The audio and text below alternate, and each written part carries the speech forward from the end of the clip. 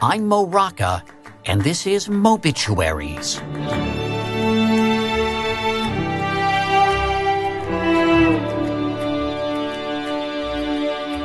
This Mobit, The Forgotten Forerunners. Just the other day, one of the fine citizens of our community, Mrs. Rosa Parks, was arrested because she refused to give up her seat for a white passenger. That was the Reverend Dr. Martin Luther King Jr. speaking about the Montgomery bus boycott in 1955, touched off when civil rights icon Rosa Parks stood her ground by sitting. But another African-American woman struck her own blow for justice a full century earlier. She's really the Rosa Parks of New York, and most New Yorkers, most Americans have no idea. Her name was Elizabeth Jennings, and Amy Hill Hearth wrote a book about her called Streetcar to Justice. Last summer, Amy and I retraced Elizabeth's footsteps around the once infamous Lower Manhattan neighborhood known as 5 Points. You may remember it was the setting of the Martin Scorsese film Gangs of New York. Ah, the 5 Points. Murderer's Alley, Brickbat Mansion, the gates of hell. I think it was the dirtiest, most disgusting place imaginable. I think if you think of the worst smell you've ever smelled and multiply it by 1,000. Hold on a second. Have you been on the C train lately? Amy's right. City life was especially filthy back then. The streets were covered in horse manure, with wild hogs running rampant alongside open sewers. No surprise, life expectancy was only 40 years old. Amy and I met up on a sweltering day, just like it was on July 16th, 1854, when Elizabeth headed to church to practice the organ with the choir. She was wearing these long-sleeved jacket over a long dress that went down to her ankles, with layers of petticoats and corsets and so on. Must have been miserable. You know, I'm taking advantage of the fact that this is audio only. I'm wearing shorts, and I'm still hot. In other words, Elizabeth Jennings is an upstanding, church-going woman, a schoolteacher no less. All she wants to do is board a horse-drawn streetcar, the public transportation of the day, with her good friend Sarah Adams.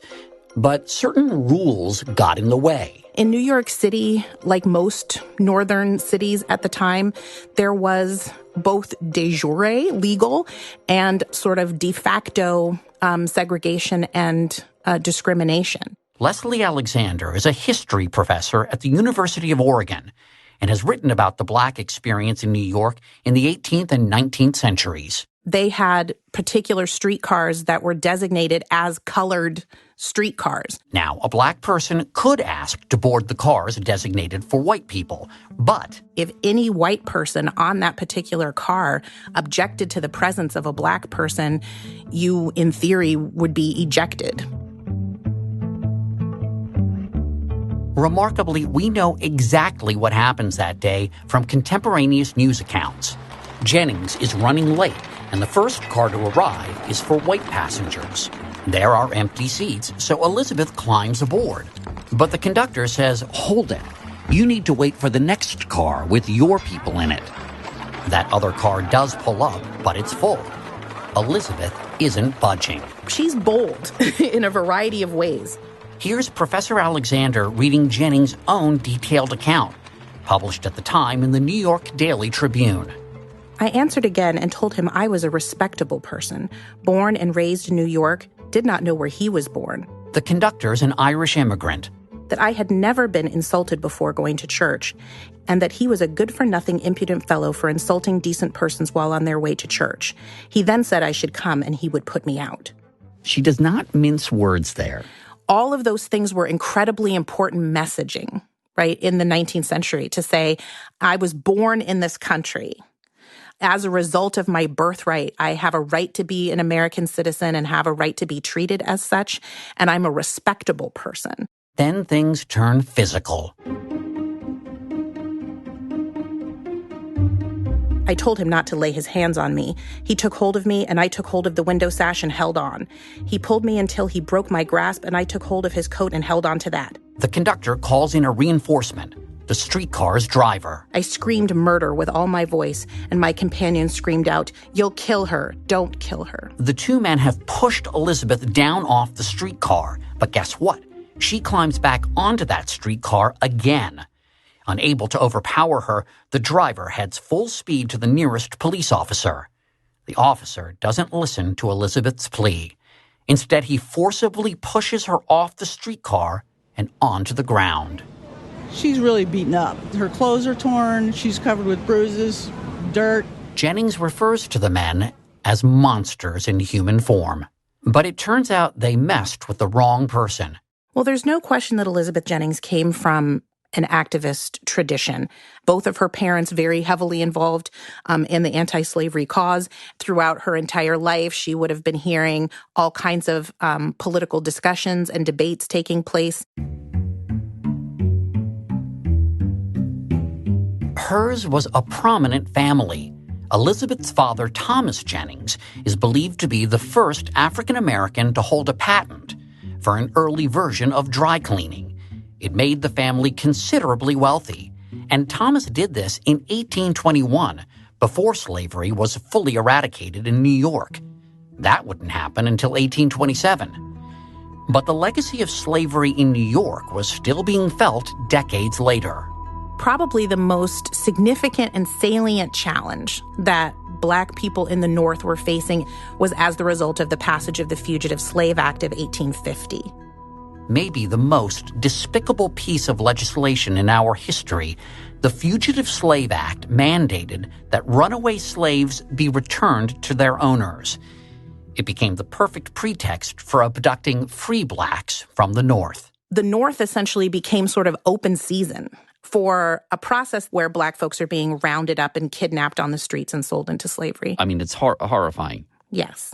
All the more remarkable, then, that during such a precarious time for Black Americans, Elizabeth Jennings and her father decided to sue the Third Avenue Railroad Company. Here's author Amy Hill Hearth. And they passed a hat in the church. Everybody pitched in. And then they went to look for a lawyer. Their first choice was unavailable. So the lawyer that they do find has a name that's familiar to presidential history buffs. That's right.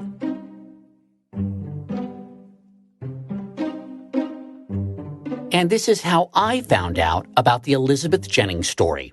You see, I have a thing for obscure 19th century presidents, all the guys between Lincoln and Teddy Roosevelt. Lots of facial hair, usually from Ohio. One of them was knocked off by an anarchist, another by an aggrieved office seeker.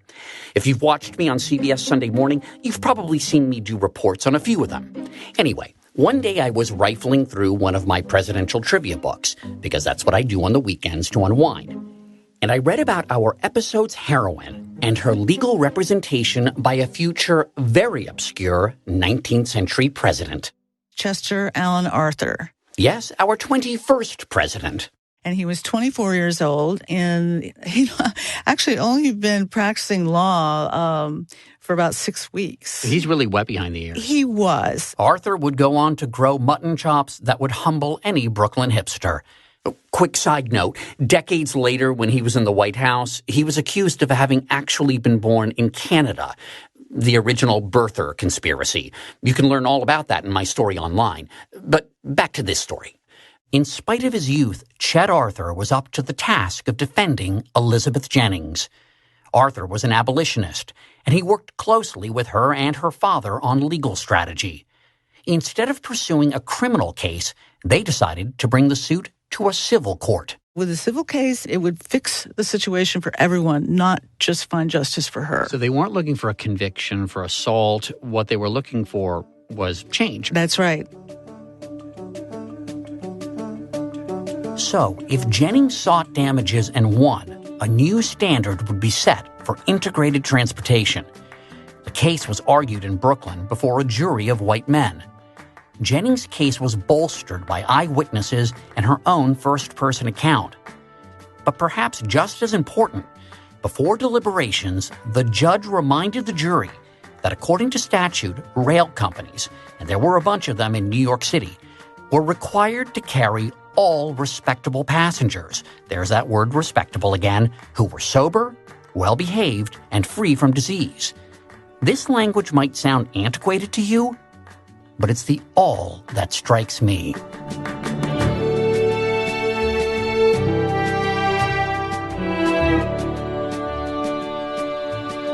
The jury sided with Elizabeth Jennings and awarded her $250. The Third Avenue Railroad Company was found liable and moved quickly to integrate their cars.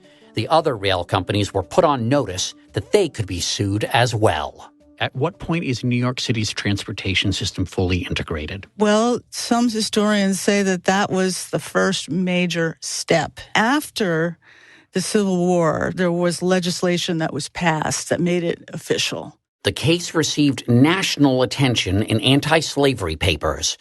The New York Daily Tribune ran the headline, "A Wholesome Verdict." Was she celebrated for a while? Yes, she was, for about 25 years. It was tremendously significant. That's Leslie Alexander again. You know, in the 19th century, the idea of women of any race being involved in an outspoken way in political matters of any kind was extremely controversial. So for her to take a stand in the way that she did and then allow her story and her name to be associated with this very public case was a huge deal. After the court case, Elizabeth Jennings led a rather private life, and her name slowly faded from history. She continued teaching and even opened the city's first black kindergarten. She also married Charles Graham. They had a son, but he died as a young child. Jennings' name briefly appeared in the newspapers again due to the political rise of Chester Alan Arthur. That once wet-behind-the-ears lawyer was elected vice president in 1880. Then he became president upon the assassination of James Garfield. Elizabeth Jennings died on June 5, 1901. I didn't expect to find much, but there were at least a few short obituaries. Here's the New York Times with the headline, "Aged Colored Teacher Dead. Mrs. E.J. Graham was prominent in antebellum race troubles here." The item takes note that her whole life was devoted to the improvement of her race. Why don't people know her name? She was just not a person who was sort of self-seeking or self-interested. She wasn't a person who was promoting herself or her story in that regard. So, you know, I think that's part of it. But I'll tell you honestly, I think on a deeper level, the primary reason we don't know Elizabeth Jennings' story is that it doesn't fit with the narrative of the story that we like to tell about the North. So in order to know about Elizabeth Jennings, you have to know that slavery existed in the North. You have to know that slavery existed in the North for almost as long as it did in the South. You have to be willing to acknowledge that the legacy of slavery haunted the Black population in the North for generations. But we do have to be willing to sort of, you know, pull back the curtains and have an honest conversation.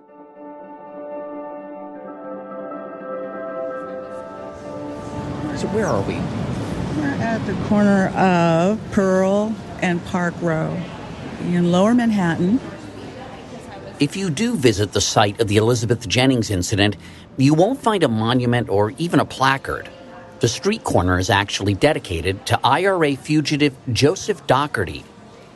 But thanks to the persistence of some local school children, there is now an honorary street sign for her a few blocks away. Wait, what's up there? Okay. It says Elizabeth Jennings Place. The day we visited, it was covered up under scaffolding. But those who know Elizabeth Jennings' story still hope that one day this remarkable woman will finally earn a more prominent place in history out in the open. What I would really love to see, my dream is a statue